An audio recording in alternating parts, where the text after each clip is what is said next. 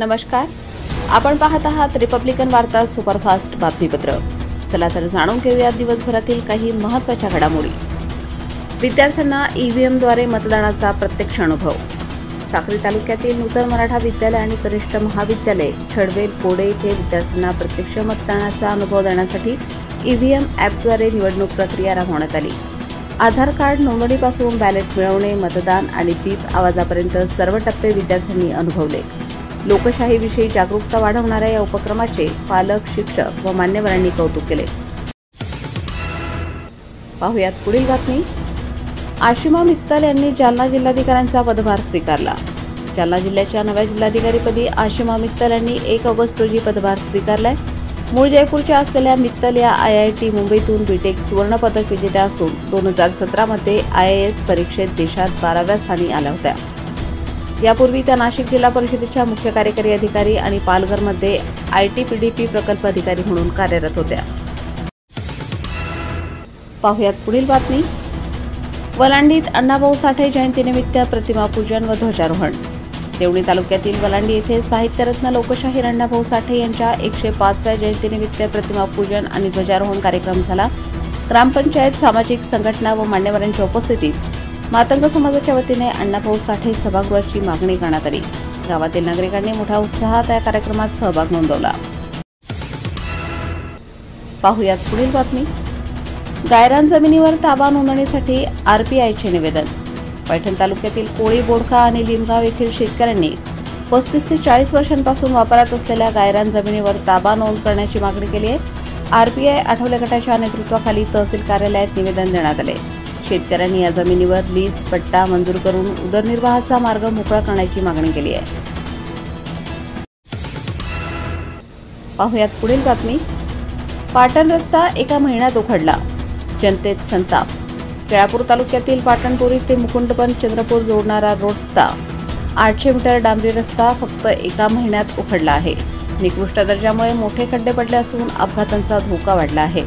स्थानिक नागरिकांनी ठेकेदार आणि बांधकाम विभागावर प्रश्नचिन्ह उपस्थित करत तात्काळ दुरुस्तीची मागणी केली आहे। पाहुयात पुढील बातमी। जायकवाडी धरणाचे 18 दरवाजे उघडले, गोदावरीत पाण्याचा विसर्ग। पैठण येथील जायकवाडी धरणाची पातळी 90% पेक्षा जास्त झाल्याने 18 दरवाजे उघडून 9432 क्युसेसने गोदावरीत पाणी सोडण्यात आले। जलसंपदा मंत्री राधाकृष्ण विखे पाटील आणि आमदार विलास भुमरे यांच्या उपस्थितीत जलपूजन झाले। नदीकाठच्या नागरिकांना सतर्कतेचे आवाहन करण्यात आले आहे। पाहुयात पुढील बातमी। मनमाडच्या वीज समस्यांवर शिवसेनेची महावितरणला मागणी। मनमाड शहरात वारंवार वीज खंडित होणे आणि वाढीव बिलांमुळे नागरिक त्रस्त आहेत। शिवसेना शहर शाखेने महावितरण अधिकाऱ्यांची बैठक घेऊन तांत्रिक अडचणी त्वरित दूर करण्याची, नवीन ट्रान्सफॉर्मर बसवण्याची आणि योग्य बिल देण्याची मागणी केली आहे। अधिकाऱ्यांनी तात्काळ कार्यवाहीचे आश्वासन दिले। पाहुयात पुढील बातमी। पुसद येथे रिक्त व अधिसंख्य पदभरतीसाठी आदिवासींचा रास्ता रोको।